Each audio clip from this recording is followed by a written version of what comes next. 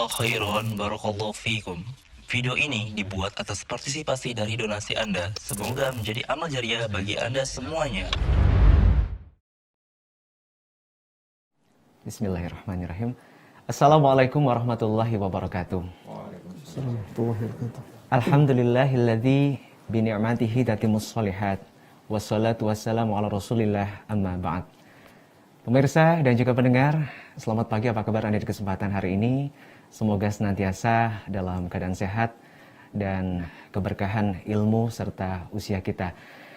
Senang sekali rasanya kita live dari kota Jember, Jawa Timur, tepatnya di studio El Fadis pagi hari ini dalam program kajian daring tata cara pemulasaraan jenazah yang terpapar virus SARS-CoV-2 ditinjau dari syariat dan juga medis. Kita sudah tentunya tidak asing, pemirsa dan juga pendengar, bahwa pemberitaan tentang mewabahnya virus corona ini dirasakan bukan hanya di Indonesia, tapi hampir di seluruh belahan dunia. Oleh karena itu, ini menjadi satu hal yang sangat krusial sekali untuk kita lebih waspada, dan juga kita harus mengantisipasi diri kita agar senantiasa melakukan ikhtiar terbaik agar terhindar dari virus corona ini. Ya, pagi hari ini spesial sekali. Kita tentunya akan membahas secara detail tentang pemulasaraan. Dan sudah hadir di studio El Fadis pagi hari ini dua pemateri kita. Yang pertama kita akan sapa Dr. Teguh Wibowo. Assalamualaikum dokter. Waalaikumsalam warahmatullahi. Gimana dokter, sehat dokter ya? Alhamdulillah mas, hari ini sehat. Alhamdulillah. Kita berbahagia sekali ya. Beliau di tengah-tengah kesibukan masih meluangkan waktu hadir untuk kita dan juga untuk pemirsa tentunya. Terima kasih sekali lagi kita sampaikan jazakallahu khairan. Ya, perlu kami sampaikan pemirsa dan juga pendengar bahwa beliau ini merupakan kepala instalasi forensik dan juga perawatan jenazah serta anggota tim Satgas dari Rumah Sakit Daerah Dr. Subandi Jember. Insya Allah nanti kita akan bahas dari sisi medis ya dok ya. Oke, baik. Dan narasumber kedua kita adalah Ustadz Dr. Musyafa Adarini MA. Assalamualaikum Ustadz. Assalamualaikum. Apa kabar Ustadz? Sehat Ustadz ya? Alhamdulillah. Masya Allah. Syukur Ustadz atas waktu antum hadir di kesempatan pagi hari ini. Insya Allah nanti beliau akan membedah terkait sisi syariat Islam memandang tentang pemulasaraan jenazah yang terpapar virus SARS-CoV-2. Ya, pemirsa dan juga pendengar, acara ini tentunya terlaksana oleh Forum Komunikasi Ilmu Fikih atau Fakih Kampus STD Imam Syafi'i Jember. Dan kita sampaikan terima kasih sekali lagi, jazakumullahu khairan, bahwa di kesempatan pagi hari ini kita didukung oleh media partner. Yang pertama adalah Lorong Faradisa. Kami juga sampaikan terima kasih sekali lagi untuk Konsultasi Islam dan juga media-media yang tergabung dalam Asosiasi Radio Televisi Islam Indonesia, yang insya Allah ini dirilai lebih dari 30 channel yang tersebar di seluruh pelosok Nusantara. Ya, adapun alur sesi kajian daring kita di kesempatan pagi hari ini, di sesi pertama kita akan membedah dari sisi medis, dan di sesi kedua nanti kita akan membedah dari sisi syariat Islam. Sementara di sesi ketiga, kami berikan kesempatan untuk bertanya langsung kepada kedua pemateri kita ya. Silakan Anda bisa mengirimkan pertanyaan Anda tentunya di jalur WhatsApp ya, dengan nomor 089 863 42601. Kita ulang sekali lagi pemirsa dan juga pendengar, 089 863 42601. Jangan lupa formatnya adalah ketik nama Anda, spasi asal Anda, lokasi Anda, spasi Anda pilih pertanyaan ini ditujukan kepada dokter atau ustadz ya. Silakan pilih spasi dokter atau ustadz, lalu pertanyaan Anda. Kita tunggu sampai nanti pemaparan dari kedua materi usai dan kita akan bacakan pertanyaan Anda. Juga ada satu hal spesial ini yang digagas oleh panitia. Bagi Anda pemirsa dan juga pendengar, Jangan lupa untuk mencatat atau merangkum kajian daring kita di kesempatan pagi hari ini. Akan ada hadiah total Rp500.000 bagi 2 orang perangkum terbaik. Juga batas akhir pengumpulan rangkuman ini tanggal 13 April pukul 23:59 serta pengumuman nanti insya Allah akan disampaikan pada tanggal 18 April 2020 melalui akun Instagram @fakihstdiis ya. Sekali lagi silakan manfaatkan kesempatan ini sebaik mungkin. Kita juga sampaikan terima kasih juga untuk pendukung acara kita, yakni ada HSI Abdullah Roy ya, dan juga Rijal Dakwah STDI Imam Syafi'i Jember. Kita langsung saja menuju ke materi sesi yang pertama. Kita langsung berikan kesempatan untuk Dr. Teguh Wibowo ya. Mungkin Dok, ini kita sebelum ke proses pemulasaraan ya. Ya. Kita pingin tanya kabar tenaga medis dulu nih, gimana nih saat ini Dok?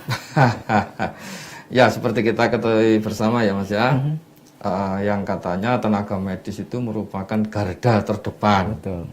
Ya, dan alhamdulillah sampai saat ini banyak teman-teman saya se-Indonesia Raya ini masih diberi kesehatan, masih diberi semangat, masih diberi kekuatan untuk melawan COVID-19 ini, walaupun ada beberapa yang mohon maaf sudah diambil duluan, ya mungkin sudah waktunya atau bagaimana, tapi yang jelas kita tetap semangat untuk melawan ini virus. Alhamdulillah Dok ya. Alhamdulillah. Oke.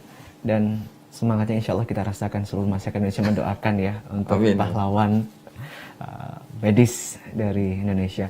Dok, kita tahu bahwa pandemi ini terus meningkat Dok ya. Betul. Termasuk di Indonesia saat ini pendengar, satu informasi yang kita dapatkan dari official website pemerintah ya, covid19.go.id, sampai saat ini sudah tercatat sebanyak 3.842 orang yang dinyatakan positif Dok virus corona. Serta alhamdulillah 286 orang dinyatakan sembuh dan 327 orang ini meninggal dunia. Mungkin sebelum kita ke proses lebih detail tentang pemulasaraan Dok, ada yang disampaikan terkait dengan virus corona di Indonesia ini sendiri Dok? Ya, terima kasih Mas. Saya ingin menyampaikan sedikit aja karena mungkin teman-teman dan pemirsa mungkin ya sudah pada hafal, sudah pada tahu masalah virus COVID-19 ini, tapi tidak ada salahnya karena nanti akan saling berkaitan. Betul. Jadi sebetulnya virus ini sama dengan kita. Artinya sama itu apa? Punya saudara. Kita punya saudara, virus ini juga punya saudara. Jadi virus ini masih saudara dengan atau masih keluarga dari virus MERS atau SARS yang tempo beberapa tahun yang lalu juga meledak. Insya Allah tahun 2005. Itu ada wabah SARS. Ini masih saudara. Seperti itu. Kemudian bagaimana sih cara penularan virus COVID-19 ini? Yang jelas perlu dipahami dan kita garis bawahi di sini, penularannya itu hanya lewat cairan tubuh yang keluar dari pasien, yang kita sebut dengan droplet infection. Artinya droplet itu percikan, ya percikan yang keluar cairan tubuh yang keluar dari pasien. Cairan apakah cairan tubuh semua? Enggak. Hanya cairan lewat hidung dan mulut. Itu yang keluar. Misalnya apa? Pasien bersin. Atau batuk. Sehingga bisa langsung tertangkap oleh orang di dekatnya. Atau cairan ini nempel di barang-barang di sekitarnya. Nah, ini yang perlu kita garis bawahi. Oke, itu yang paling gampang seperti itu ya. Kemudian apa sih gejala dan tanda-tanda seseorang itu menderita atau apa yang kelihatan pada orang atau pasien itu misalnya. Nah, virus ini memang agak aneh gitu ya. Artinya aneh itu mulai misalnya menempel pada seseorang, dia ini bisa tanpa gejala sampai dengan gejala yang berat. Loh, kok bisa begitu? Iya. Seperti itu memang sifat dari virus dan tergantung dari sistem kekebalan atau imun dari manusia. Kalau imunnya bagus, maka tidak akan menimbulkan gejala. Jadi baik-baik aja. Baik-baik aja seperti orang normal. Seperti kita-kita ini misalnya. Tapi kita nggak ngerti apakah diri kita sendiri membawa virus. Jadi seperti itu, adanya tanpa gejala. Yang kedua adalah gejala ringan. Seperti batuk pilek biasa. Kalau dalam istilah medis disebut flu-like syndrome. Jadi sindroma atau kumpulan gejala seperti orang sakit flu. Sampai gejala-gejala dan tanda yang berat. Apa itu? Adanya sesak nafas. Dan ini virus ini memang dari referensi yang kita baca, perkembangannya sangat cepat. Artinya pasien itu kalau daya tahannya dia kurang bagus, cepat sekali. Dalam 2-3 hari langsung memburuk. Apalagi kalau pasien itu mempunyai komorbid. Komorbid itu artinya penyakit yang sudah diderita sebelumnya. Jadi ada riwayat penyakitnya, Dok ya? Betul, riwayat. Apa itu? Misalnya diabetes. Seseorang yang mempunyai riwayat diabetes sebelumnya, kemudian dia terpapar oleh virus, ini akan lebih cepat memburuknya. Kemudian hipertensi, mohon maaf, buka aib sendiri ya, enggak apa-apa Pak Ustadz. Saya sendiri kena hipertensi contohnya. Ya, mohon maaf ini gaya saya seperti ini Mas ya. Hipertensi, kemudian usia lansia di atas 60, bayi, itu sistem imunnya dia pasti sudah mulai menurun. Sehingga apa? Yang komorbid inilah yang akan memperparah kondisi bila seseorang itu terpapar oleh virus COVID-19 ini. Itu ya. Kemudian bagaimana sih kita itu cara menghindari misalnya supaya kita itu tidak terkena atau tidak terpapar oleh virus. Yang jelas sampai saat ini belum satu pun ditemukan vaksinnya. Lain dengan penyakit yang lain seperti TBC misalnya. Seperti kita ketahui ya, di posyandu itu kan ada ya, imunisasi bayi gitu, difteri, tetanus, itu ada vaksinnya untuk mencegah. Sedangkan penyakit virus COVID-19 ini sampai saat ini belum ditemukan. Yang jelas seperti yang teori-teori di kedokteran, sebetulnya virus ini adalah salah satu penyakit yang self-limiting disease. Artinya apa? Dia bisa sembuh sendiri dengan kekuatan imun atau daya tahan seseorang. Kuncinya di situ. Berarti sehingga sebelum vaksinnya ditemukan, yang bisa kita lakukan saat ini adalah menjaga imunitas tubuh, Dok ya? Betul. Meningkatkan sistem imun. Seperti yang banyak kita ketahui di medsos gitu ya. Apa sih cara penularan? Seperti yang disampaikan oleh juga pemerintah dan sebagainya. Yang pertama seperti tadi yang saya garis bawahi tadi, metode atau cara penularan adalah droplet. Lewat percikan toh. Ya berarti cara pencegahannya apa? Ya seperti kita saat ini. Mohon maaf. Menggunakan masker. Menggunakan masker, betul Mas. Walaupun pemirsa dalam studio nih ya. Iya, apalagi mohon maaf ini ya, studio yang ber-AC, ini lagi resiko kan. Betul. Nah, pakailah masker untuk yang sakit maupun yang sehat. Sekali lagi catat yang sakit atau yang sehat itu. Ya, Betul. harus pakai masker karena tadi itu mengurangi paparan percikan droplet tadi. Oke. Yang kedua yang disarankan pemerintah, tadi saya sampaikan juga percikan ini bisa nempel pada benda-benda di sekitar. Makanya kita disuruh sering-sering cuci tangan, betul. Cuci dengan 5 movement istilahnya, 5 langkah cuci tangan. Ya. Kemudian peningkatan sistem imun, gaya hidup, pola hidup yang sehat. Loh, apa itu pola hidup? Ya pola hidup yang sehat ya gampangannya ya kita makan makanan yang dengan gizi seimbang. Tidak harus mewah. Yang penting tercukupi faktor karbohidrat, protein, lemak, vitamin. Dengan makanan biasa itu sudah tercukupi sebetulnya. Dan pola hidup sehat. Apa itu? Istirahat yang cukup. Kita tidur sehari 6-8 jam.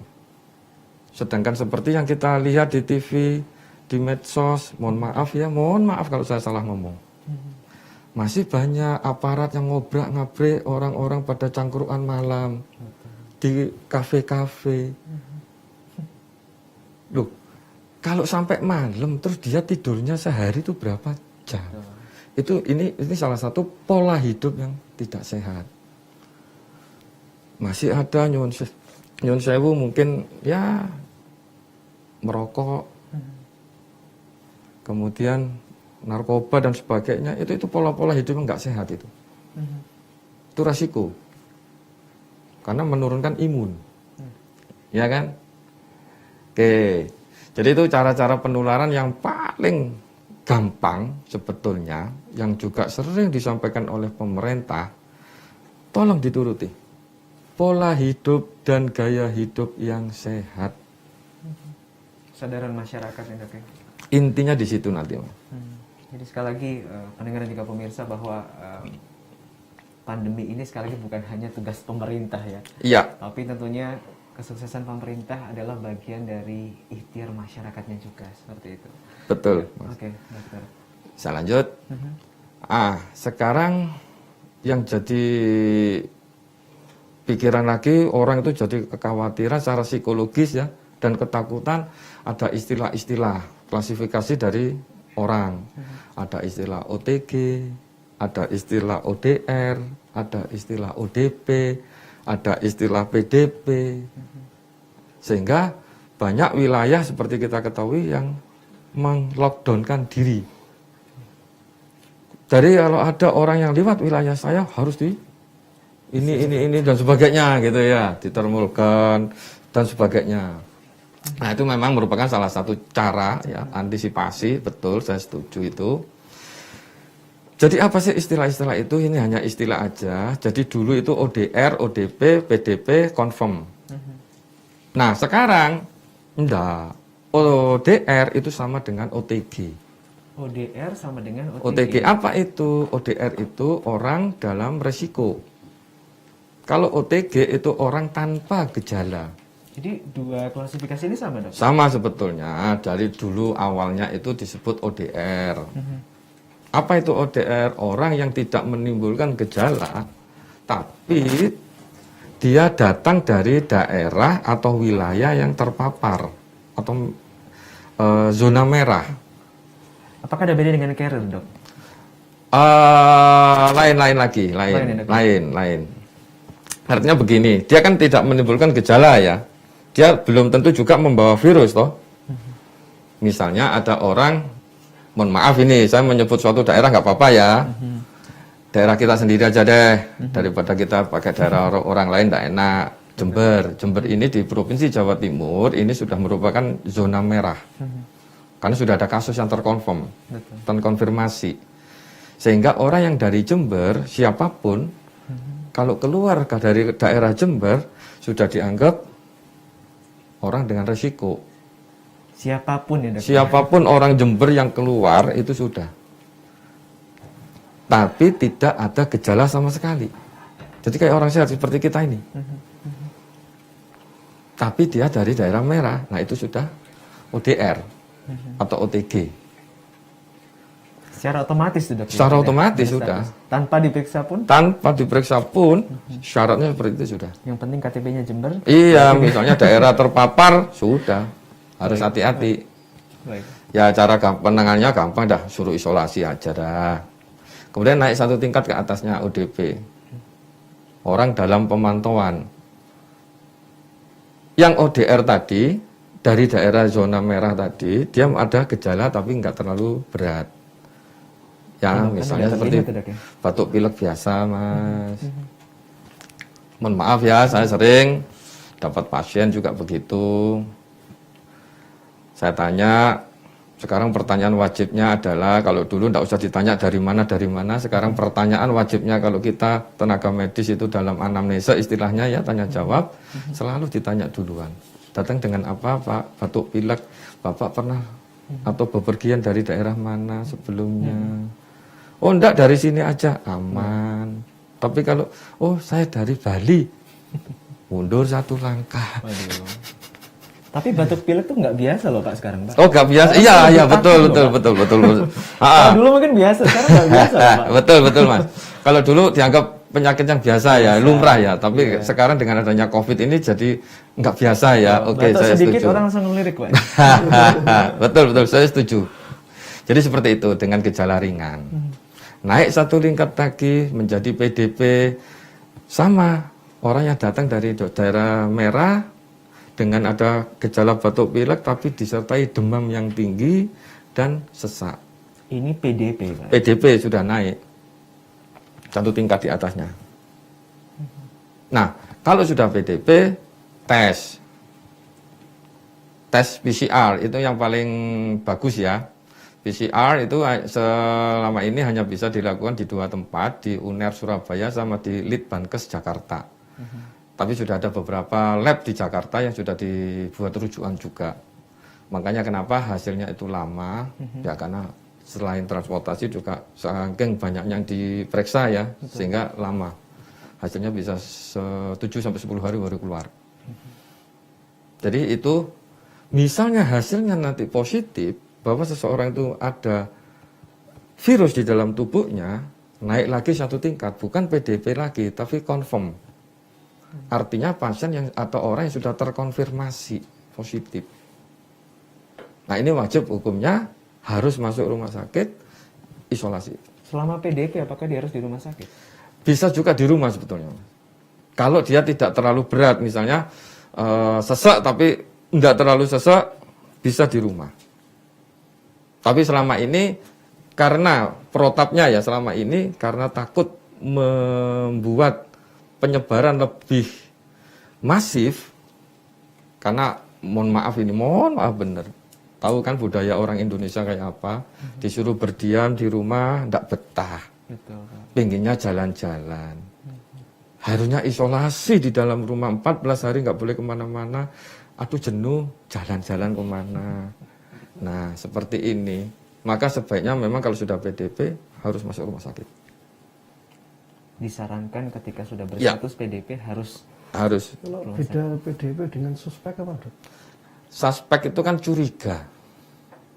Jadi istilah kata-kata suspek itu sekarang atau curiga itu enggak ada, Pak Ustadz. Yang ada itu tadi OTG atau ODR, ODP, PDP, confirm atau terkonfirmasi. berarti sudah dihapus istilah suspek itu, Pak. Ya, Oke. dihapus. Nah, tadi ada pertanyaan dari Manisar toh, masalah karier. Ini yang beberapa hari saya baca juga di berita di TV. Ini sudah muncul, Mas. Di salah satu provinsi di Cina. Bukan di Wuhan lagi seperti awal ya, COVID ya, tapi di provinsi lain. Orang yang tidak menunjukkan gejala seperti OTG tadi, tapi setelah dites ternyata di dalam tubuhnya itu positif. Ini yang disebut carrier. Nah, ini yang membahayakan. Kelihatannya seperti orang normal sehat, tapi dia menyebarkan, tidak karu-karuan. Nah, ini yang paling bahaya, Pak Ustadz. Nah, jadi cara-cara pencegahan tadi sudah ya, berkaitan dengan cara penularan. Jadi mohon maaf, ayolah kita saling mengingatkan saudara-saudara kita, warga-warga kita, ayo selalu pakai masker, sering cuci tangan, ya, hindari kontak dengan physical distancing, karena percikannya itu 1,2 meter, yang minimal 1,5 lah kita berjarak dan sebagainya. Gitu ya Mas Nizar. Nah sekarang ke masalah intinya. Yang akhir-akhir ini kita ketahui bersama rame di mana-mana. Kalau misalnya ada jenazah dengan COVID-19, walaupun kita juga tidak ngerti apakah itu positif atau negatif, pokoknya kalau sudah jenazah diantar dengan petugas yang membawa atau memakai baju alat pelindung diri yang lengkap, itu sudah bingung masyarakatnya, dilempari petugasnya. Ya Allah ya Robbi, coba itu kita bayangkan diri kita ya Pak Ustadz ya. Kalau misalnya kita yang menjadi jenazah, menjadi mayat seperti itu, apa kita juga tidak nangis? Kita ini sudah berupaya berbuat baik di dunia, meninggal sedisio-sio. Ya Allah ya Robbi, di mana sih rasa kemanusiaan kita? Nah, sebetulnya kita tidak perlu panik. Kita tidak perlu takut dengan jenazah yang dikirim oleh petugas berbaju lengkap APD-nya. Ya, kenapa? Karena penanganan jenazah itu sebetulnya insya Allah sudah aman. Sudah ada protokoler. Sudah ada protokolnya, sudah ada SOP-nya. Apa itu dokter? Saya sampaikan di sini, ini juga untuk pembelajaran, sosialisasi pada masyarakat luas. Mulai cara pemulasaran itu mulai di ruang isolasi sampai dengan di ruangan kamar mayat. Itu berbeda. Misalnya ada pasien, itu ODP, PDP, confirm, itu perlakuannya sama, Pak Ustadz. Jadi karena kadang-kadang PDP menunggu hasil kan lama. Misalnya dia masuk dengan sesek banget. Kita swab, kita kirim hasilnya. Saya katakan di depan tadi 7 sampai 10 hari baru keluar hasilnya. 2 hari meninggal. Kan belum terkonfirmasi si jenazah ini apakah positif atau negatif. SPO-nya apa atau SOP-nya apa? Semua jenazah yang ada di ruang isolasi, baik itu ODP, PDP, confirm, diberlakukan sama. Seolah-olah dia positif. Ya, kenapa? Karena memang seperti itu. Iya, kalau mati negatif, alhamdulillah, tidak nyebar, tidak apa, aman. Tapi kalau dia positif, kita nggak sesuai dengan prosedur, resiko. Berarti antisipasi di sini. Betul. Jadi kita di Rumah Sakit Dr. Subandi itu kebijakan dari Pak Direktur itu seperti itu. Ya, kemudian mulai dari ruang isolasi itu sudah kita sesuai dengan prosedural. Jadi jenazah begitu meninggal dimasukkan kantong jenazah. Begitu masuk kantong jenazah didisinfektan, dekontaminasi, kantongnya disemprot. Berarti otomatis pengurangan paparan atau penularan. Kirim ke kami di belakang. Di ruang forensik, jenazah, kantong jenazah dibuka, jenazah langsung kita desinfeksi dengan cairan. Ya, jadi jenazah kita semprot. Kenapa? Itu tadi. Mungkin ada cairan tubuh yang masih keluar. Betul. Semprot. Setelah disemprot dengan disinfektan, jenazah diplastiki. Ya, plastik biasanya yang tebal itu, yang kedap air. Kemudian setelah diplastiki, dikafani. Sesuai dengan, mohon maaf, sesuai dengan norma agama. Masing-masing. Ya. Jadi kalau misalnya di kita, muslim, seorang muslim, ya tetap dikafani. Itu sebelumnya, mohon maaf, Dok, dimandikan terlebih dahulu? Disiram dulu jenazah. Disiram. Tugas kesehatan. Jadi keluarga, sekali lagi, Enggak boleh. tidak boleh ikut ya, Dok ya? Keluarga tidak boleh ikut. Jadi harus petugas. Takutnya apa? salah dalam prosedur, meremehkan, dia tidak pakai APD lengkap. APD-nya itu sarung tangan nggak cukup yang segini mas, tapi harus segini. Panjang. Oke. Nah, seperti itu. Harus pakai masker, harus pakai tutup kepala, harus pakai kacamata Google istilahnya supaya cairan tidak nyemprot. Harus pakai sepatu boot, APD lengkap ya. Kemudian setelah itu dikafani, habis dikafani dibungkus plastik. Setelah dikafan Ya. dibungkus plastik. 2 kan sudah. Plastik pertama, kafan, plastik kedua. 2 sudah plastik. Setelah dibungkus plastik, dimasukkan kantong jenazah lagi. Kantong jenis yang berwarna kuning, bukan?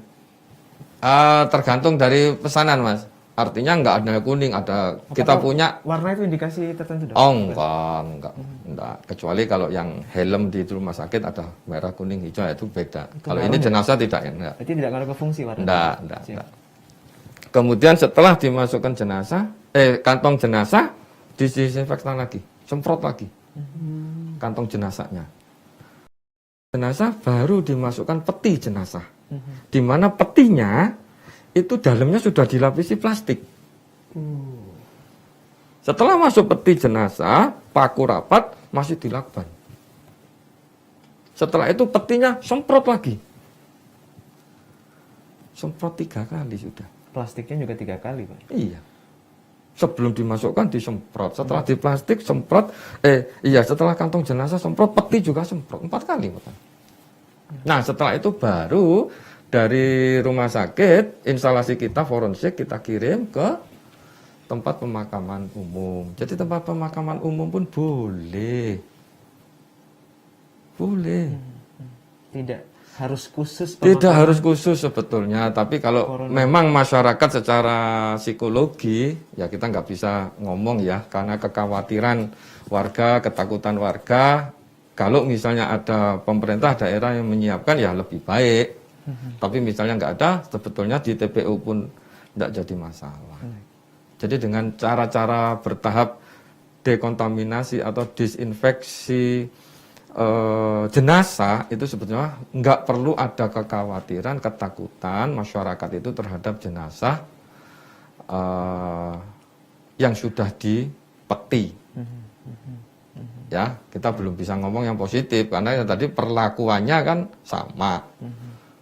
Jadi seperti itu. Dan di rumah sakit kami, Dr. Subandi Jember, alhamdulillah Pak Ustadz, Mas Nisar, kalau itu beragama Muslim, kita tetap sesuai dengan norma-norma agama Islam.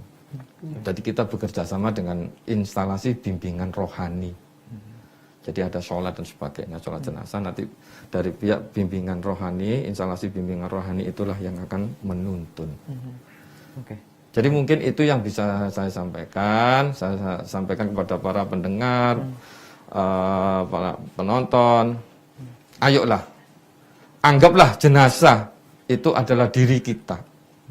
Bagaimana kalau kita disia-siakan? Apa artinya manusia? Yang kedua, nggak perlu kekhawatiran atau takut. Sebetulnya jenazah yang kita kirim itu insya Allah sudah steril. Ya, dokter ada satu yang tertinggal. Ya. Ketika di proses pemakaman, ini kan mulai dari pemandian dari rumah sakit, keluarga nggak boleh ikut ya dok ya? Iya. Ketika sampai di tempat pemakaman, apakah keluarga juga tidak boleh ikut? Sebetulnya itu harus petugas khusus juga mas ya. Jadi kita biasanya kalau ada jenazah kayak tempo hari saya buka di sini di daerah Ambulu, itu kita bekerja sama, kita telepon Muspika, dokter puskesmas. Kemudian alhamdulillah jenazah bisa diterima baik. Masyarakatnya mungkin sudah tahu ya, jadi alhamdulillah tidak ditolak. Tapi yang memakamkan ya orang-orang yang sudah biasa itu. Orang-orang yang sudah biasa dengan pakai APD, harusnya nggak usah APD lengkap ya, cukup dengan sarung tangan, boot sama handscoon, masker. Kemudian dimakamkan, nanti baru keluarga ikut mendoakan. Jadi sebaiknya ada petugas khusus yang ada di masing-masing wilayah satgas kecamatan. Baik. Itu ya. Baik, terima kasih sekali lagi dokter Sama-sama. Teguh Wibowo Ya, sekali lagi pemirsa dan juga pendengar, besar harapan kita bahwa dari materi yang disampaikan beliau ini sekali lagi membuka wawasan, membuka hasanah pengetahuan bahwa penanganan jenazah ini tentunya sudah sesuai dengan standar medis ya, Dok, ya. Jadi masyarakat semoga dari wacana ini tidak ada lagi penolakan, tidak ada lagi kasus ketakutan berlebihan, bahkan mirisnya sampai mengucilkan Betul. tenaga medis yang tentunya telah banyak membantu kita. Oke, kita akan menuju ke sesi kedua, pemirsa dan juga pendengar.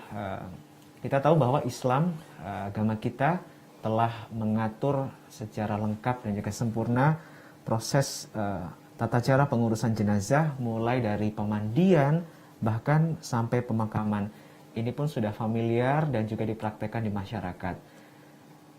Nah, munculnya wabah ini tentunya kita harus mencari tahu bagaimana syariat Islam memandang dengan pertimbangan-pertimbangan medis tadi. Apakah hal ini diperbolehkan ataukah ada hal lain yang memang perlu dibahas? Insya Allah kita akan secara detail bahas bersama narasumber kedua kita, Ustadz Dr. Musyafa dari MA. Fadal Ustaz. Bismillahirrahmanirrahim. Alhamdulillahirabbil alamin. Wassalatu wassalamu ala asyrafil anbiya'i wa sayyidil mursalin nabiyina Muhammadin wa ala alihi wa sahbihi wa man tabi'ahum bi ihsanin ila yaumiddin. Para pemirsa dan para pendengar dimanapun Anda berada, alhamdulillah Allah Subhanahu wa taala masih memberikan kepada kita kesehatan, masih memberikan kepada kita kesempatan untuk hidup, kesempatan untuk taat dan patuh kepada Allah Subhanahu wa taala. Mudah-mudahan Allah Subhanahu wa taala tetap menjaga kesehatan kita. Mudah-mudahan Allah Subhanahu wa taala menyelamatkan kita semuanya dari wabah yang sudah banyak memakan korban ini, dan mudah-mudahan Allah Subhanahu wa taala selalu menjaga keimanan kita dan memberikan kepada kita semuanya husnul khatimah. Amin. Para pemirsa dan para pendengar sekalian yang semoga dirahmati dan dimuliakan oleh Allah Subhanahu wa taala. Sebagai seorang muslim, ya, dalam menghadapi sesuatu, maka hadapilah dengan syariat Islam. Dalam melihat sesuatu, lihatlah dari kacamata Islam. Karena tidak ada petunjuk yang lebih baik daripada petunjuk syariat Islam. Sebagaimana Rasulullah sallallahu alaihi wasallam sabdakan, "Fa inna asdaqal hadithi kitabullah wa khairal huda huda Muhammadin sallallahu alaihi wasallam." Sesungguhnya ucapan yang paling benar adalah kitabullah, dan petunjuk yang paling baik adalah petunjuknya Rasulullah sallallahu alaihi wasallam. Sehingga dalam menghadapi wabah ini, ya, dan dalam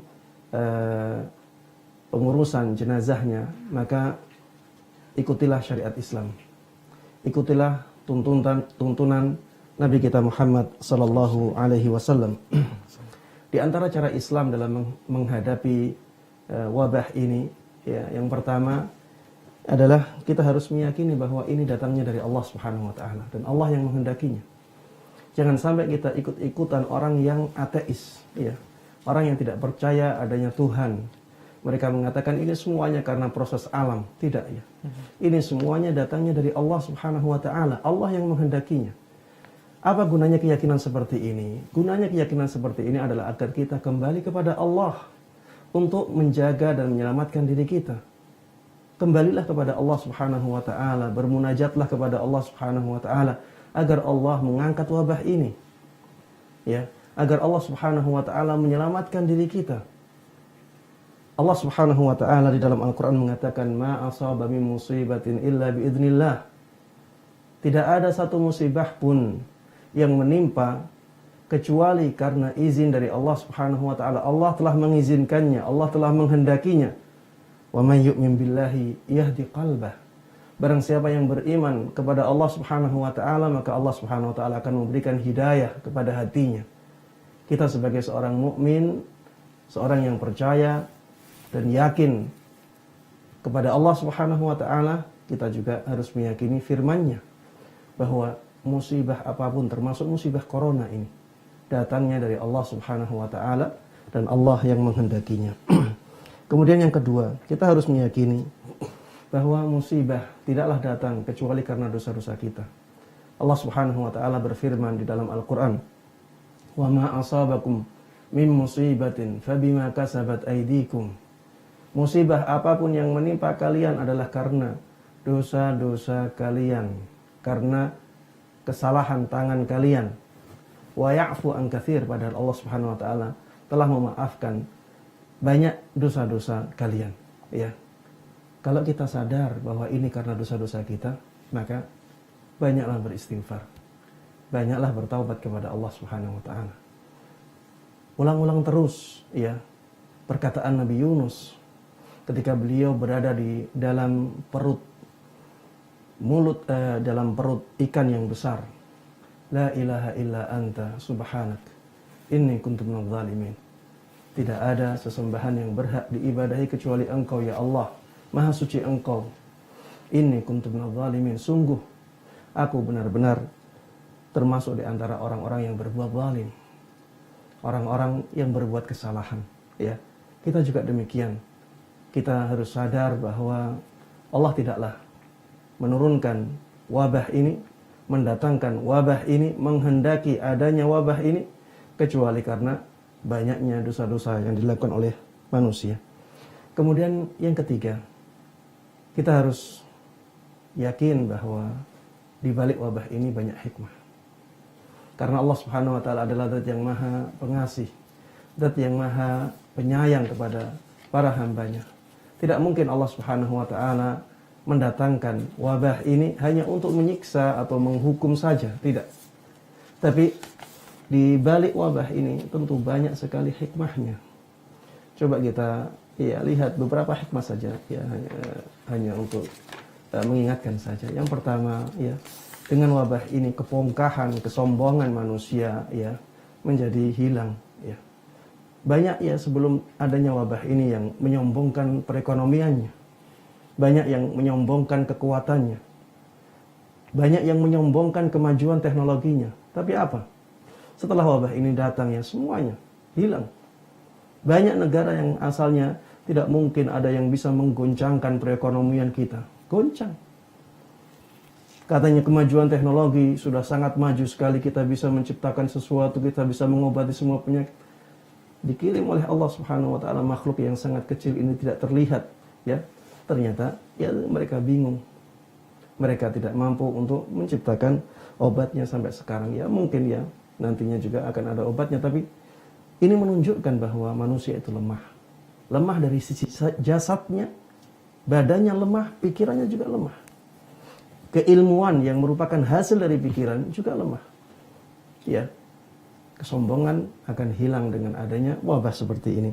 Kemudian, ya, termasuk di antara hikmah, ya, adanya wabah seperti ini, banyak sekali kemaksiatan yang hilang. Banyak sekali kemaksiatan yang hilang, ya. Asalnya orang-orang berkerumun untuk bermaksiat, konser-konser musik atau, ya, kafe-kafe dibuka, ya, tontonan-tontonan yang tidak baik, ya. Asalnya banyak sekali. Dengan adanya wabah ini kemaksiatan-kemaksiatan tersebut, ya, hilang. Ya, banyak sekali kemaksiatan yang hilang, dan ini termasuk di antara hikmah datangnya wabah ini. Kemudian hikmah yang ketiga, di antara, ya, hikmah wabah ini, banyak sekali orang-orang yang akhirnya kembali kepada Allah. Ketika dia sakit, ya, dia ingat kepada Allah, ya, dia banyak meminta ampun kepada Allah, banyak bertaubat kepada Allah, ya. Ini termasuk di antara sesuatu yang baik, ya, yang datang dari sesuatu yang tidak baik. Dari wabah datang kebaikan, ya. Ini termasuk di antara hikmah-hikmah, dan masih banyak, ya, hikmah-hikmah yang lain. Tapi karena ini waktunya untuk pembicaraan masalah pengurusan jenazah, ya, maka Anda cukupkan sampai di sini masalah hikmah di balik wabah corona ini. Kemudian yang berikutnya adalah bagaimana Islam, ya, mengatur pengurusan jenazah pasien COVID-19 ini. Yang pertama, ya, sebagai seorang muslim, ya, kita meyakini bahwa orang-orang yang menjadi korban wabah corona Ini ya kita harapkan mereka orang-orang yang meninggal dalam keadaan syahid. Ya, kita harapkan demikian. Karena Rasulullah Shallallahu Alaihi Wasallam dahulu telah bersabda, wal mabtunu syahid. Orang yang meninggal karena penyakit dalam, ya, itu termasuk syahid. Orang yang meninggal karena penyakit dalam itu insya Allah termasuk syahid. Dan orang yang terkena atau terpapar COVID, ya, terpapar virus corona sehingga menjadikan COVID-19 ya pada dirinya dan akhirnya meninggal. Dia meninggal karena penyakit dalam biasanya, ya, karena paru-parunya yang diserang dan akhirnya paru-paru tersebut tidak bekerja dengan baik, akhirnya meninggal. Dan ini termasuk penyakit dalam dan mudah-mudahan ya dia termasuk orang-orang yang mati syahid. Tapi syahidnya di sini bukan syahid dunia, ya. Maksudnya syahid dunia ini orang yang meninggal dalam keadaan perang di jalan Allah Subhanahu wa taala. Dia syahid dunia. Kenapa disebut syahid dunia padahal dia juga syahid akhirat? Karena ya untuk membedakan saja, ada syahid dunia, ada syahid akhirat. Dan orang yang meninggal karena penyakit dalam ya dimasukkan ke dalam syahid akhirat. Maksudnya di akhirat dia mendapatkan kemuliaan orang yang mati syahid. Adapun di dunia ya, maka dia diperlakukan seperti mayit ya orang-orang biasanya. Ya, sehingga dia wajib dimandikan, wajib dikafani, wajib disolati, ya, dan dikuburkan sebagaimana ya yang lainnya. Baik. Pedoman ya untuk memandikan jenazah yang terpapar COVID ini sebenarnya telah disebutkan, telah dijelaskan oleh MUI ya. Dan saya telah membaca fatwa MUI tersebut dan saya lihat ya sangat bagus ya berdasarkan dalil-dalilnya. Ya bisa dilihat di fatwa MUI nomor 18 tahun 2020 ya. Ini fatwa yang memang terjadi, fatwa memang dikeluarkan karena terjadinya wabah virus corona atau karena adanya COVID-19 ini. Sehingga silahkan bagi para pemirsa dan para pendengar yang ingin melihat bagaimana cara pengurusan jenazah yang sesuai dengan tuntunan syariat Islam, ya silahkan merujuk ke fatwa ini. Ya, saya ulangi, fatwa MUI nomor 18 tahun 2020. Dan di sini saya akan menyebutkan ya detail dari fatwa tersebut, tapi dengan cara yang ringkas ya. Yang pertama, jenazah dimandikan tanpa harus dibuka pakaiannya, ya, tanpa harus dibuka pakaiannya. Dan pemandian jenazah tanpa harus dibuka pakaiannya ini karena memang keadaan yang memaksa hal tersebut. Karena kalau harus dibuka pakaiannya ditakutkan nanti ada hal-hal yang membahayakan bagi petugas, ya, maka tidak perlu dibuka. Dan pemandian seperti ini juga pernah dilakukan oleh kaum muslimin. Di antaranya adalah ketika para sahabat memandikan Rasulullah Sallallahu Alaihi Wasallam. Mereka tidak membuka pakaian Rasulullah Sallallahu Alaihi Wasallam untuk menjaga kemuliaan beliau. Kemudian disebutkan di sini petugas wajib berjenis kelamin yang sama dengan jenazah yang dimandikan atau dikafani. Ya, sebagian ulama di antaranya Syafi'iyah mengatakan kalau misalnya tidak ada yang memandikan yang sama jenis kelaminnya, maka digantikan kepada tayamum.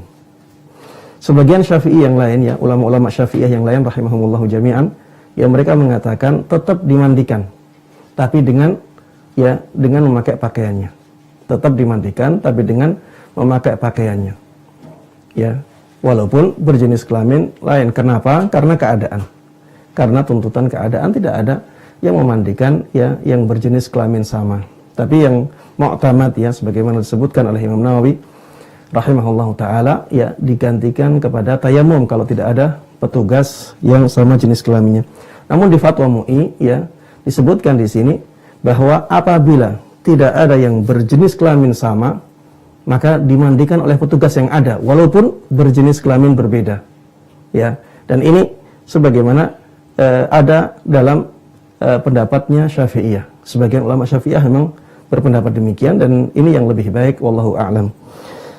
Kalau misalnya tanpa dimandikan pun tidak ada masalah, tapi diganti dengan tayamum. Baik. Yang berikutnya, petugas yang membersihkan, petugas sebelum memandikan maka membersihkan kotoran yang ada di mayit itu.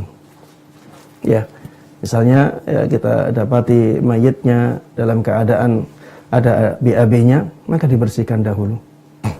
Atau kalau misalnya ya ingin, maka tidak ada masalah untuk menekan perutnya. Sehingga kalau misalnya ada kotoran yang masih ada di jalan ya, belum keluar secara penuh, kotoran tersebut bisa keluar. Tapi kalau misalnya hal ini ya dikhawatirkan akan menularkan penyakit ya, kalau misalnya demikian, maka ya tidak perlu demikian. Sudah hilangkan atau bersihkan kotoran yang ada saja. Taib. Yang selanjutnya, petugas memandikan jenazah dengan cara mengucurkan air secara merata ke seluruh tubuh. Ya, secara merata ke seluruh tubuh. Tentunya petugas sudah menggunakan pakaian APD yang lengkap ya, sehingga kalaupun menyentuh ya badan mayit ya, badan jenazah tersebut juga tidak ada masalah.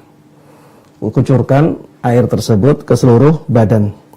Sebaiknya dengan bilangan ganjil ya, 3 ya, kalau misalnya lebih dari 3 ya berarti 5. Kemudian sebaiknya ya yang terakhir dikasih wewangian ya, yang terakhir dikasih wewangian. Baik. Yang berikutnya, jika atas pertimbangan ahli yang terpercaya mereka mengatakan jenazah tidak mungkin dimandikan, maka dapat diganti dengan tayamum sesuai dengan ketentuan syariah ya, yaitu dengan cara mengusap wajah dan kedua tangan jenazah sampai pergelangan tangannya dengan debu atau dengan pasir. Baik. Kalau misalnya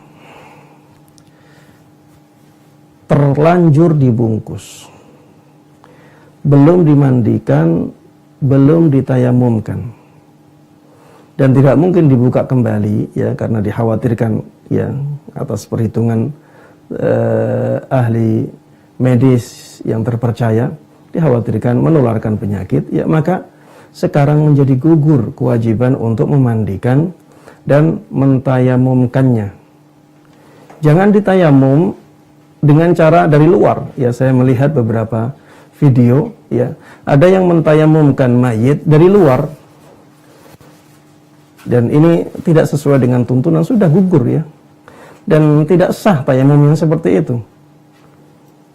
Jadi kalau sudah tidak mungkin dimandikan, tidak mungkin ditayamumkan, ya sudah, kita katakan gugur kewajiban untuk memandikan atau mentayamumkannya. Karena para ulama telah menjelaskan sebuah kaidah, la wajiba ma'al ajiz. Tidak ada kewajiban apabila kewajiban tersebut tidak mampu dilakukan. Baik. Kemudian yang berikutnya, jika menurut pendapat ahli yang terpercaya, maksudnya di sini ahli kesehatan ya, bahwa memandikan atau mentayamumkan tidak mungkin dilakukan karena membahayakan petugas, maka berdasarkan ketentuan darurat syariah, jenazah tidak dimandikan atau tidak ditayamumkan. Ya, ini berdasarkan kaidah ya, ad-dararu yuzal, bahwa semua yang membahayakan itu dihilangkan. Karena menurut perhitungan ahli medis ini membahayakan petugas, maka tidak dilakukan. Kemudian berdasarkan kaidah yang lain, ad-daruratu tubihul mahdzurat. Keadaan darurat membolehkan sesuatu yang diharamkan. Sebenarnya meninggalkan memandikan mayit atau meninggalkan mentayamumkan mayit adalah dosa, karena itu fardu kifayah. Tapi karena ini keadaan darurat, maka boleh ditinggalkan. Baik. Kemudian yang berikutnya adalah mengafani jenazah. Kalau tadi memandikannya, kalau sekarang kita berpindah ke mengkafani atau mengafani jenazah. Disebutkan dalam fatwa, setelah jenazah dimandikan atau ditayamumkan, atau misalnya dalam keadaan darurat tidak dimandikan dan tidak ditayamumkan, maka setelah itu jenazah dikafani dengan menggunakan kain yang menutup seluruh tubuh. Dan ini afdalnya 3 helai. Cukup dengan 1 helai, tapi kalau ingin mengambil yang lebih afdal adalah dengan 3 helai kain. 3 lapis maksudnya. Dan dimasukkan ke dalam kantong jenazah yang aman dan tidak tembus air untuk mencegah penyebaran virus dan menjaga keselamatan petugas. Setelah pengafanan selesai, jenazah dimasukkan ke dalam peti jenazah yang tidak tembus air dan udara dengan dimiringkan ke kanan. Ya, kenapa dimiringkan ke kanan? Karena untuk maslahat mayit dikuburkan dalam keadaan menghadap ke kiblat. Ya, taib. Ini kalau bisa dimiringkan. Dimiringkan ke kanan sehingga saat dikuburkan jenazah menghadap ke arah kiblat. Taib. Berikutnya, jika setelah dikafani masih ditemukan najis pada jenazah, maka petugas dapat mengabaikan najis tersebut. Ya, karena ini masyaqqah ya, ini termasuk sesuatu yang berat dan para ulama sudah sepakat dengan kaidah al-masyaqqatu tajlibut taysir, bahwa sesuatu yang memberatkan itu bisa mendatangkan kemudahan. Taib. Setelah itu adalah menguburkan jenazah yang terpapar COVID-19 dilakukan sesuai dengan ketentuan syariah dan protokol medis. Tadi sudah dijelaskan oleh Pak Dokter ya. Ada petugas khusus yang mengantarkan jenazah tersebut sampai ke kuburan dan mereka yang menguburkan. Ya, bahkan tadi ketika ditanya, ya bagaimana jika ada kerabat yang ingin ikut ya memuliakan jenazah tersebut dengan menguburkannya, ya dikatakan tadi harus ada peralatan atau pakai APD juga, dan ini mungkin ya akan sulit untuk dilakukan ya. Baik. Maksudnya sulit dilakukan oleh selain petugas kesehatan. Baik, yang kedua dilakukan dengan cara memasukkan jenazah bersama petinya ke dalam liang kubur tanpa harus membuka peti, plastik dan kafan. Pada keadaan normal ya dibuka kafan tersebut, tapi karena ini keadaan yang tidak normal, ya keadaan darurat atau kebutuhan yang sangat mendesak, maka dilakukan seperti ini. Baik, penguburan beberapa jenazah dalam satu liang kubur dibolehkan karena darurat. Ini mungkin untuk mengantisipasi apabila nantinya korban COVID-19 ini sudah sangat banyak ya. Karena di beberapa negara ya kadang-kadang ya beberapa negara ada yang sampai 1.900 orang meninggal dalam satu hari. Tentunya ini akan sangat memberatkan kalau dikuburkan dalam satu liang kuburan yang terpisah-pisah. Maka dibolehkan untuk menguburkan beberapa jenazah dalam satu liang kubur. Dan ini pernah dilakukan di zaman Nabi Muhammad SAW ketika para sahabat selesai perang Uhud. Ya, mereka mendapati banyak jenazah. Ya, ketika itu 70 jenazah ya, dan mereka sangat sulit untuk memakamkan secara terpisah. Akhirnya diizinkan oleh Rasulullah SAW untuk memakamkan mereka dalam satu liang kuburan. Bahkan ada beberapa jenazah yang dikafani ya dengan satu kafan lebih dari satu orang. Ini juga diperbolehkan. Taib. Karena keadaan yang darurat ya. Taib. Yang berikutnya adalah yang disampaikan oleh dokter tadi ya, saya ingin memberikan penekanan lagi bahwa kenyataan di masyarakat ya, di sebagian daerah ada penolakan jenazah COVID-19 ini untuk dikuburkan di daerahnya ya. Ini sungguh tindakan yang sangat bertentangan dengan nilai-nilai Islam ya. Karena coba kita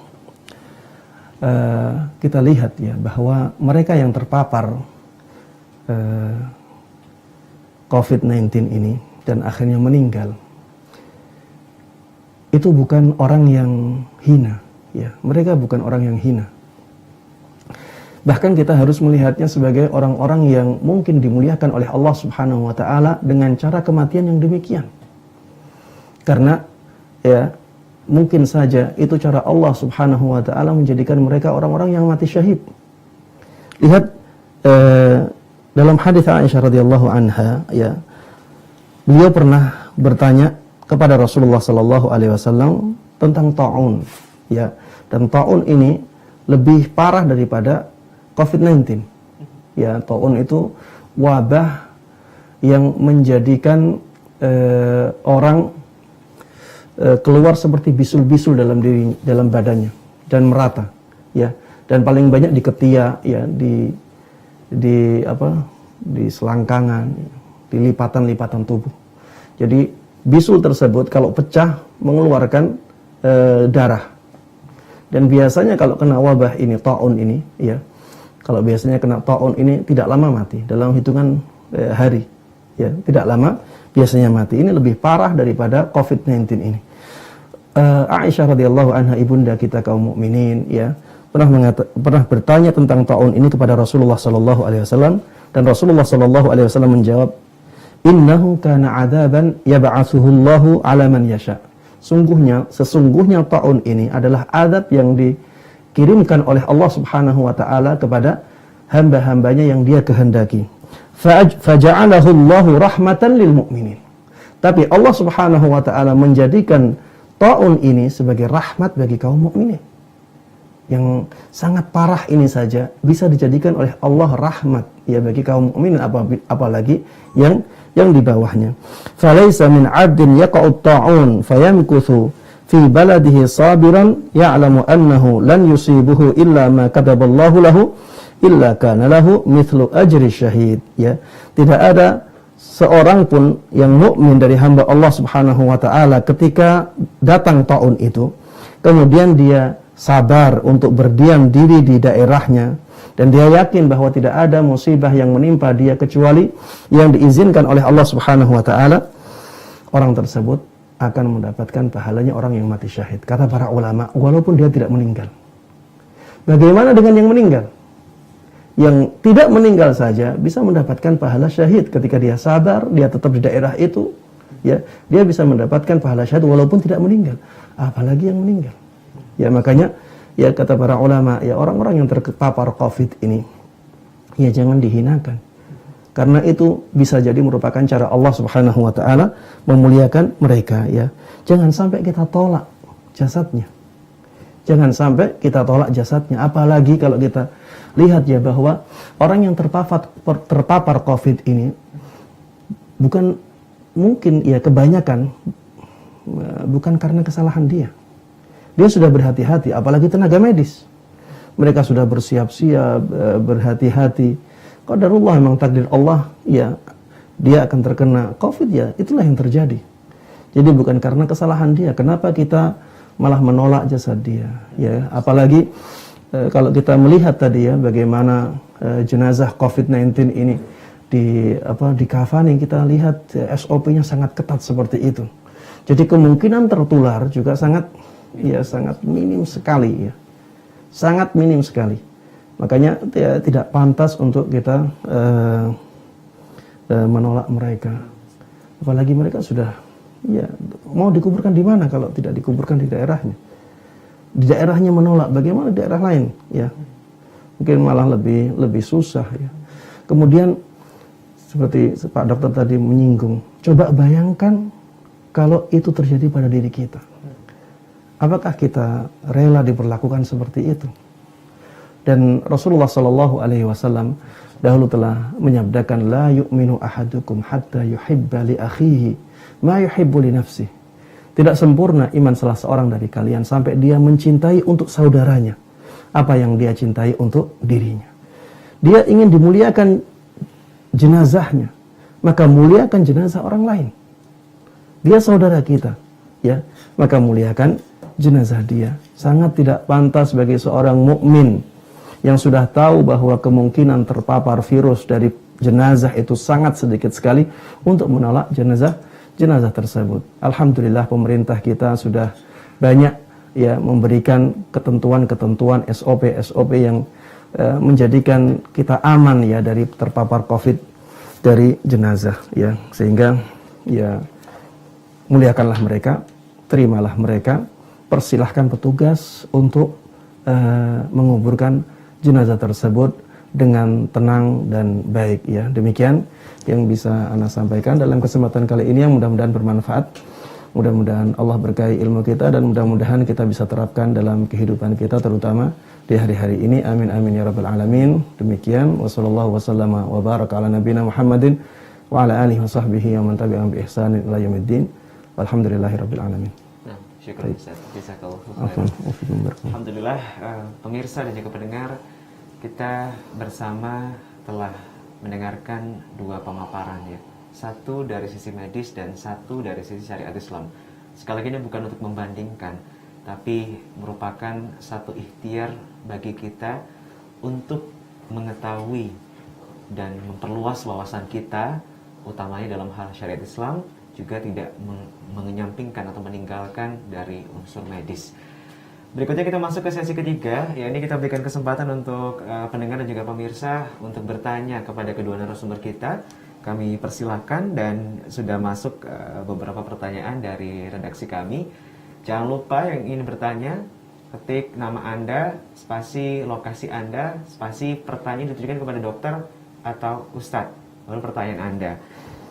Insya Allah kita akan bacakan secara bergantian Ustadz dan juga dokter ya untuk penanya-penanya kita. Yang pertama kita ke Dokter Teguh dulu nih. Masya Allah. Siap. Dari Ummu Taskia di Bogor, dokter. Ya. Assalamualaikum dokter. Waalaikumsalam. Dokter, saya merupakan salah seorang tim pengurusan jenazah akhwat di perumahan saya, jenazah perempuan Ya. Pak ya. Saya ingin menanyakan, jika masa pandemi seperti ini ada warga perumahan kami yang meninggal dunia tanpa diketahui sakitnya apa, ini baiknya apakah jenazah tetap kami urus seperti biasa atau kami serahkan kepada yang lebih berwenang untuk diurus sesuai dengan protokol COVID-19? Ya. Jazakumullah khairan. Ini tidak terdeteksi Pak sekitar. Ya, terima kasih. Ini yang sering terjadi, Mas. Memang di lingkungan kita banyak, kayak kemarin contoh ya, ada yang telepon saya, dokter minta tolong, nggak ada yang berani warga kami karena sakitnya mendadak dan sebagainya. Kemudian saya mencoba membantu, kita coba anamnesa istilahnya ya, kita tanya jawab kepada keluarga yang tahu riwayat penyakit dan sebagainya.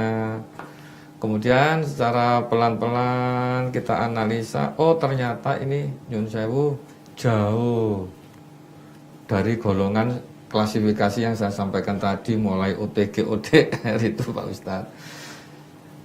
Ternyata dia meninggalnya karena memang punya riwayat jantung dan tidak pernah bepergian kemana-mana.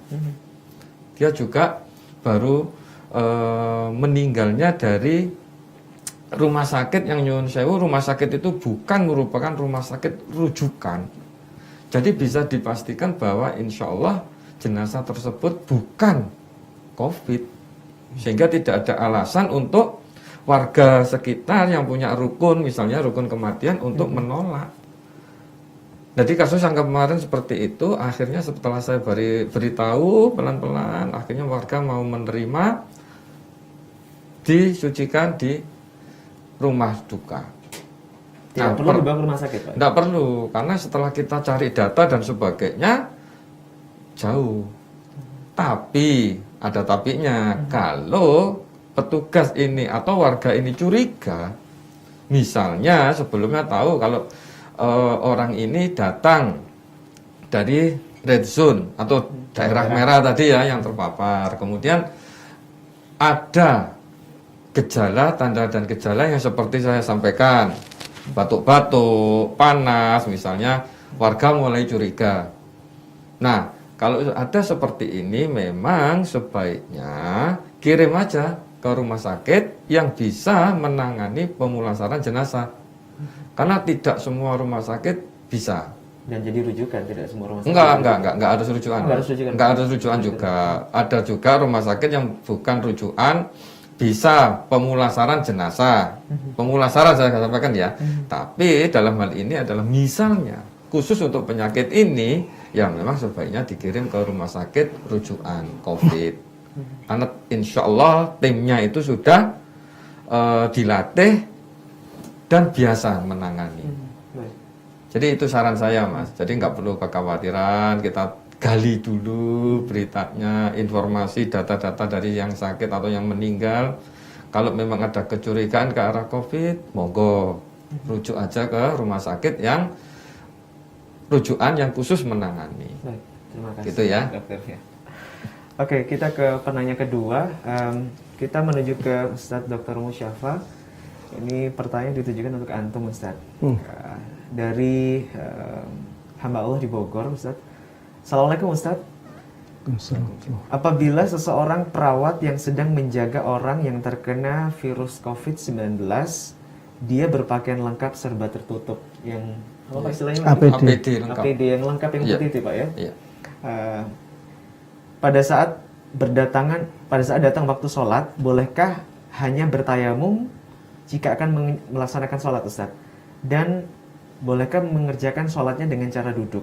Karena lama tugasnya sekitar 7-8 jam, Ustaz, di ruangan, dan baju tersebut baru boleh dibuka setelah kita bertugas. Iya. Apakah kondisi ini masuk dalam kategori darurat, Ustaz? Baik. Ya, untuk orang-orang yang memakai APD ini, ya, karena memang baju tersebut ya harganya sangat mahal dan sekali pakai, ya, sehingga ada ketentuan SOP seperti yang disebutkan tadi, dalam beberapa jam ya tidak boleh dibuka. Maka ketika keadaannya demikian, ya, maka sebaiknya orang-orang yang akan memakai pakaian ini ya bersiap-siap untuk sholat, ya, siap sholatnya bisa dijamak. Bisa dijamak, jamak takdim atau jamak takhir. Yang misalnya memakainya jam 1 siang, berarti dia bisa sholat duhur dan sholat asar dulu sebelum memakai pakaian itu. Sholat duhur dan sholat asar, tapi jangan dikosor, hanya dijamak saja, 4 rakaat, 4 rakaat. Kalau misalnya ya dia membutuhkan misalnya memakainya jam 4 ya, misalnya jam 4 sore.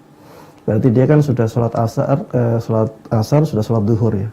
Sekarang dia akan, kalau dia pakai jam 4, berarti nanti sholat maghrib tidak bisa di waktunya. Dia bisa menjamak takhir. Jadi setelah melepas APD-nya, dia sholat maghrib dan sholat isya untuk jamak dengan cara jamak takhir tanpa dikosor. Jadi sholat maghribnya 3 rakaat, sholat isyanya 4 rakaat. Tapi kadang-kadang dalam suatu keadaan dia tidak bisa menjamak juga. Misalnya orang yang memakai APD jam 2 pagi, jam 2 dini hari. Maka dia terpaksa akan dalam pakaian itu sampai waktu sholat subuh selesai. Bagaimana apabila keadaannya demikian? Yang pertama, dia berusaha untuk berwudu sebelum memakai APD. Dia berusaha untuk berwudu. Kalau misalnya sampai subuh belum batal wudunya, tidak ada kotorannya, alhamdulillah dia sholat dalam keadaan seperti itu, dalam keadaan memakai baju APD itu. Dan kalau dia bisa berdiri, wajib berdiri, karena berdiri itu rukun. Kalau tidak bisa berdiri, ya baru dengan cara duduk, ya. Tapi biasanya bisa berdiri. Baik. Apabila sudah berusaha untuk berwudu, tapi akhirnya dia kencing, ya, atau BAB karena biasanya pakai pempos ya. Kalau keadaannya demikian, dia tidak bisa berwudu karena berwudu harus mengguyur air ke bagian-bagian tertentu. Dia juga tidak bisa tayamum. Tidak bisa tayamum dia karena wajahnya juga tertutup, ya, nggak bisa. Sehingga orang yang seperti ini itu seperti orang yang tidak mampu untuk melakukan wudu dan tayamum. Dan ini sudah dibahas oleh ulama-ulama fikih di zaman dahulu. Apa yang menjadi kewajiban orang tersebut? Yang menjadi kewajiban sekarang tinggal sholatnya di waktunya. Dan dalam keadaan membawa najis, tidak ada masalah karena sekarang keadaannya darurat. Tidak bisa dia. Ad-darurat tubih al-mahdhurat. Ya, keadaan darurat membolehkan yang dilarang. Baik. Apabila selesai memakai APD, apakah dia diwajibkan untuk mengulangi sholat subuhnya? Kita katakan ada dua pendapat di sini. Ada yang mengatakan iya, ada yang mengatakan tidak. Dan pendapat yang lebih kuat adalah pendapat yang mengatakan tidak. Kenapa? Karena dia telah melakukan kewajiban sesuai dengan kemampuannya. Dia telah melakukan kewajiban sholat sesuai dengan kemampuan dia. Kemampuan dia, ya sholat dalam keadaan yang seperti itu. Sudah dia tunaikan. Maka tidak ada kewajiban bagi dia untuk mengulangi sholat subuhnya lagi, ya, padahal dia lakukan dalam keadaan seperti itu. Tapi kalau misalnya dia kepingin menerapkan fatwa dari sebagian ulama yang mengatakan wajib untuk mengulangi, ya itu kembali kepada dia, ya. Tapi secara kaidah, ya sholatnya sah, ya walaupun keadaannya seperti itu, dan ketika sholatnya sah sudah, dia tidak punya kewajiban untuk mengulanginya lagi. Wallahu a'lam. Syukran Ustaz. Jadi sekali lagi untuk hamba Allah tadi ya di Bogor, ya. Jadi diperbolehkan, silakan tetap melaksanakan sholat menggunakan APD dan diusahakan berdiri Ustadz ya, apabila tidak mampu berduduk. Baik, kita akan kembali ke Dokter Teguh. Dokter, ada yang tanya lagi nih dok ya. Assalamualaikum dokter. Waalaikumsalam. Dari Filda Usma di Jember. Dok, saya tanya, untuk cairan yang mengandung virus yang tertempel pada benda atau pakaian, sebenarnya berapa lama sih virus ini akan tetap efektif atau dikatakan masih berbahaya jika seseorang menyentuh benda tersebut? Ya, itu banyak referensi memang, Mas ya. Dari beberapa referensi itu yang insya Allah akurat itu 4 jam. 4 jam dok? Ya, jadi selama 4 jam virus itu masih bisa bertahan. Makanya kenapa pemerintah menganjurkan kita untuk sesering mungkin mencuci tangan. Ya toh? Kenapa kita pakai masker terus? Nah, jadi seperti itu. Cuman kalau misalnya kena sinar matahari yang panas dan sebagainya, ya dia kurang dari 4 jam sudah mati virusnya. Tapi dari referensi yang kita baca, dia mampu bertahan sampai dengan 4 jam. Ya, makanya kita harus sering, maaf ya, pegang, lupa toh, hand sanitizer atau pakai sabun aja cukup sebetulnya. Itu aja. Kemudian yang terakhir masker, seperti yang saya pakai ini kan enggak, mohon maaf ini enggak pas ini ya, ini masker kain. Kenapa harus ganti 4 jam sekali? Ya, itu dasarnya. Ya. Walaupun di ruangan berasi dok? Ruang berhasil karena ini agak lembab ya, jadi dia bisa. Iya. Cepat ganti dok. Cepat ganti harusnya nih. Baik, terima kasih dokter atas jawabannya. Oke, nah pemirsa dan juga pendengar, kita masih sapa penanya-penanya kita di pagi hari ini. Insya Allah masih ada waktu ya, panitia, sekitar 10 menit lagi. Untuk Ustadz Dr. Musyafa dari Ummu Ratua Ustadz di Kota Bandung, pertanyaannya adalah, Ustadz, jika ada tetangga kita yang meninggal karena COVID-19, apakah kita wajib bertakziah atau hanya sekedar mengirimkan makanan atau hidangan untuk menghibur mereka? Taib, kalau dikatakan wajib ya, sebenarnya kewajiban-kewajiban itu adalah kewajiban fardu kifayah ya. Fardu kifayah ini ketika dilakukan oleh sebagian kaum muslimin, maka kewajiban tersebut akan gugur dari kaum muslimin yang lainnya ya, seperti tadi ya, memandikan, menyolati, menguburkan, itu semuanya adalah fardu kifayah. Kewajiban yang apabila sudah dilakukan oleh sebagian kaum muslimin, maka menjadi gugur atas sebagian yang lainnya. Adapun bertakziah, ya maka ini sunnah. Bertakziah ini sunnah. Takziah maksudnya adalah memberikan hiburan atau penguat hati kepada orang yang terkena musibah. Ya, ini hukumnya sunnah. Dan apabila dikhawatirkan ya dengan berkumpulnya banyak orang yang bertakziah di rumah duka akan menyebarkan ya virus ini, maka sebaiknya bertakziah dari rumah. Ya, alhamdulillah Allah Subhanahu wa taala memberikan kemudahan kepada kita untuk misalnya menelpon ya, atau misalnya mengirim pesan duka ke HP-nya ya keluarga yang ada musibah duka tersebut ya. Maka lakukan yang seperti itu ya. Mala yutraku kulluhu la yutraku kulluh. Sesuatu yang kita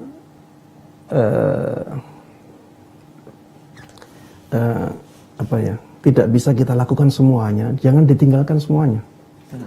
Ya, jadi yang mudah kita lakukan, lakukan. Yang sulit untuk kita lakukan sudah tinggalkan. Ya. Ya. Tadi mengirimkan makanan itu juga bisa dilakukan. Ya, kirimkan makanan di waktu-waktu yang senggang, tidak ada banyak orang ya.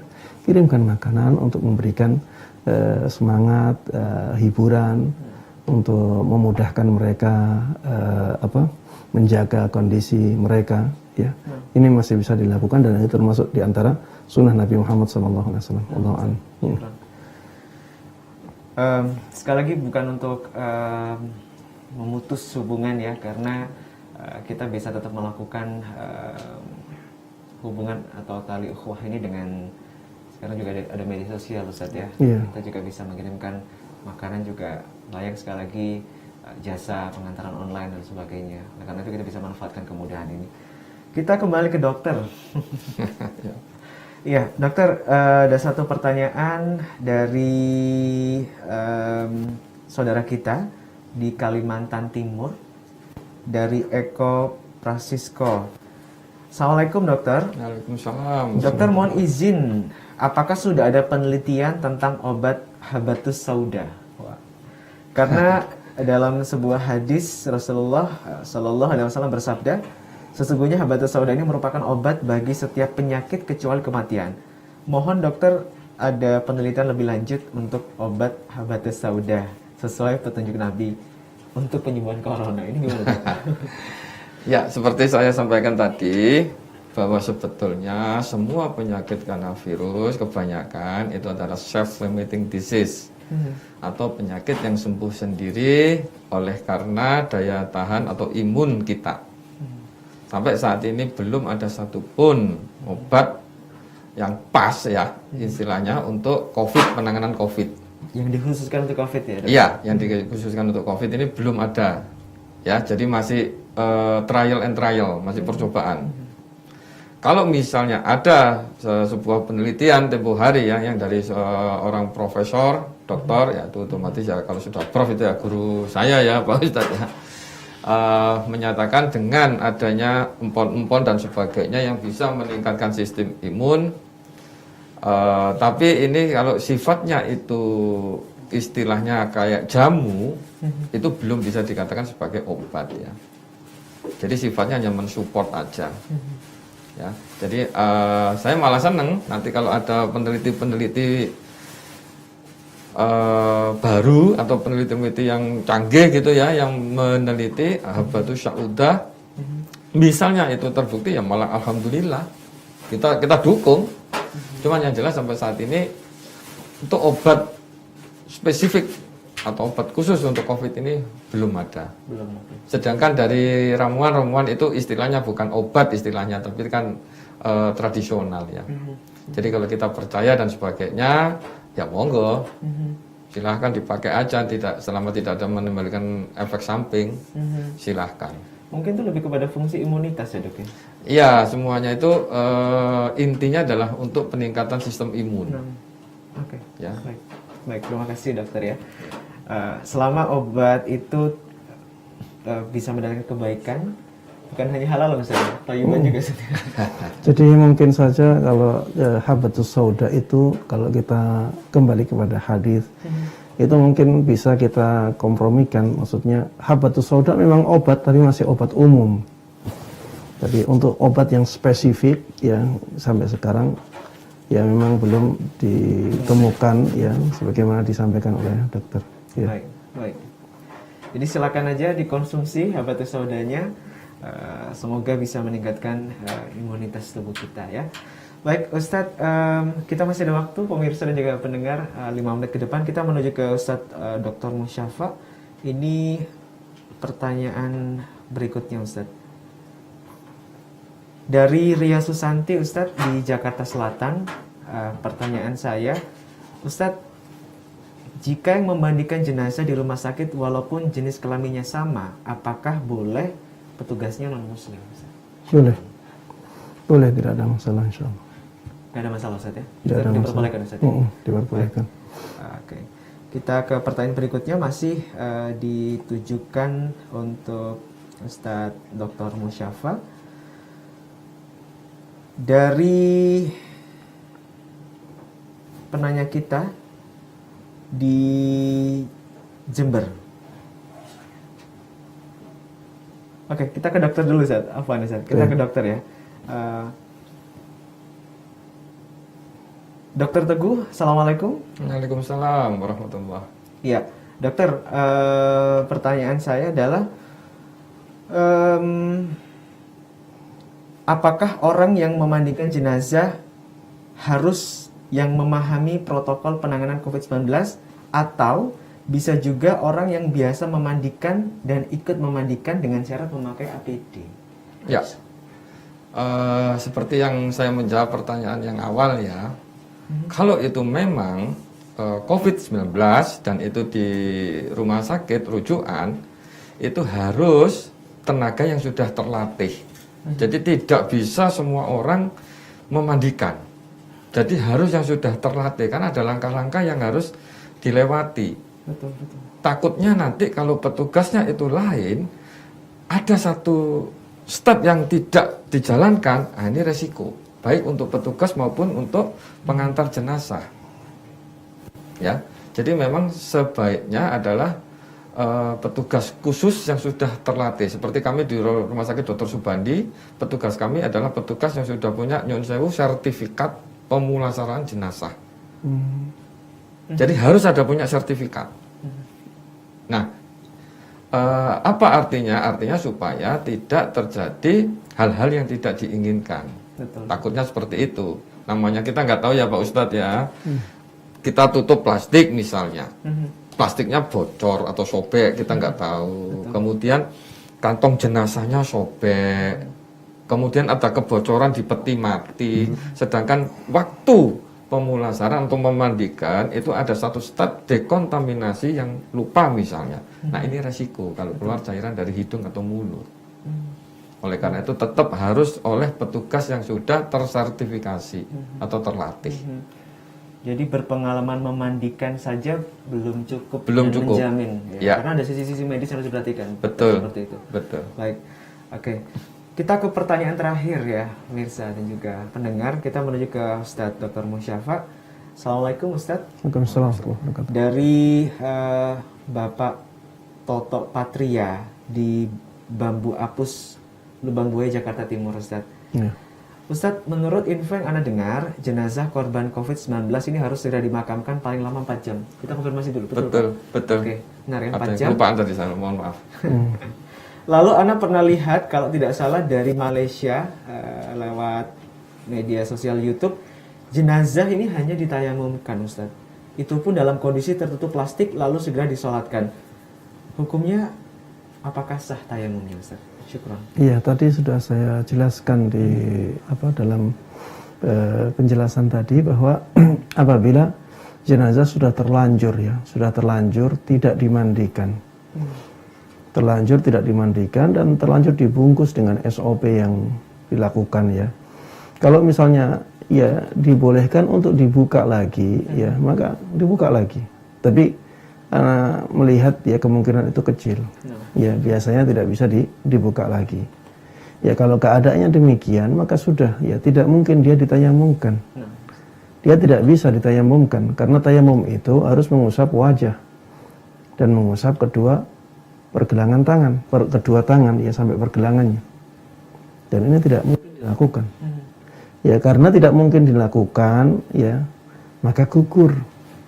Tidak ditayamumkan dari luar, tidak bisa. Karena kalau ditayamumkan dari luar, maka jadinya tidak memenuhi syarat rukunnya.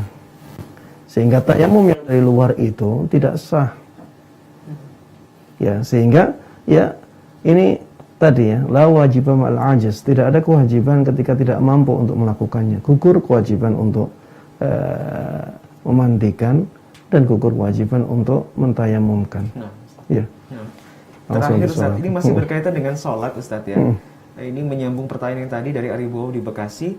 Ustadz, apakah kita boleh melaksanakan sholat gaib meskipun sudah dilaksanakan sholat oleh petugas di rumah sakit? Iya, pendapatnya Syafi'iyah, ya ulama-ulama Syafi'iyah mereka mengatakan sholat gaib dibolehkan secara mutlak. Ya, walaupun pendapat mereka dari sisi keadaan normal itu kurang kuat. Kenapa? Karena tidak pernah dilakukan oleh Rasulullah dan para sahabat yang sholat gaib itu. Dari sisi keadaan normal, pendapat ini tidak kuat. Tapi dari sisi keadaan yang seperti ini, ya ketika ada wabah COVID ini, Anda melihat pendapat ini ya bisa dilakukan. Kenapa demikian? Karena ini keadaan yang tidak normal. Kita bisa mempraktekkan pendapatnya Syafi'iyah dalam masalah ini. Apalagi ya kebanyakan pasien COVID ini disolati oleh sebagian kecil saja. Berapa orang, Dok, di rumah sakit yang mensolati biasanya? Mohon maaf Pak Ustadz, selama ini satu. Iya kan, cuma satu orang. Ya, maka ini lebih dekat kepada orang yang belum disolati. Ya, walaupun itu sudah sah ya, tapi seperti keluarga mayit yang pasti akan sangat bersedih ketika mendengar yang menyolati cuma satu orang. Ya, sehingga Ana melihat ya, tidak masalah untuk mempraktekkan pendapatnya Syafi'iyah dalam kasus COVID ini. Ya, silahkan untuk menyolati sholat jenazah secara gaib. Atau kalau ada yang misalnya memungkinkan sholat di kuburannya setelah dimakamkan, tidak ada masalah. Dibolehkan, tidak ada masalah. Sholat di kuburannya setelah dimakamkan. Jadi setelah petugas misalnya selesai dan mereka pergi, ya kita tidak ada masalah untuk menyolati di kuburannya tersebut. Wallahu a'lam. Baik, kami sampaikan terima kasih sekali lagi, jazakumullahu khairan kepada kedua pemateri kita di kesempatan pagi hari ini. Tentunya yang pertama kepada Bapak Dr. Teguh Wibowo. Semoga selalu sehat-sehat Pak ya. Amin, amin. Salam apresiasi kami juga untuk tenaga medis yang bertugas di rumah sakit ataupun juga mungkin ada petugas medis yang sedang menyaksikan program kami di kesempatan pagi hari ini. Semoga Allah senantiasa memberikan perlindungan dan juga keselamatan bagi Anda sekalian dimanapun berada ya. Kedua, kita juga semakin terima kasih kepada Syekh Dr. Musyafa Anjarini, MA. Semoga dari sisi syariat Islam ini justru semakin memperkuat kita bahwa sekali lagi memang kita sedang melakukan physical distancing Pak ya. Betul. Tapi bukan berarti kita melakukan jarak sosial. Justru hubungan sosial kita harus lebih erat dan lebih kuat dengan adanya wabah ini. Jangan lupa kita ingatkan juga untuk pemirsa dan juga pendengar bahwa ada hadiah menarik bagi dua perangkum terbaik. Silakan kirimkan rangkuman atau hasil catatan Anda ya di email fakihputra@stdi@gmail.com. Sekali lagi kirimkan rangkuman atau catatan Anda di alamat email fakihputra@stdi@gmail.com. Dan batas pengumpulannya adalah tanggal 13 April 2020 pukul 23.59. Dan insya Allah panitia akan mengumumkan pemenangnya pada tanggal 18 April 2020 melalui akun Instagram @fakihstdies. Sekali lagi saya Nizar Sufi menyampaikan terima kasih mewakili panitia Forum Komunikasi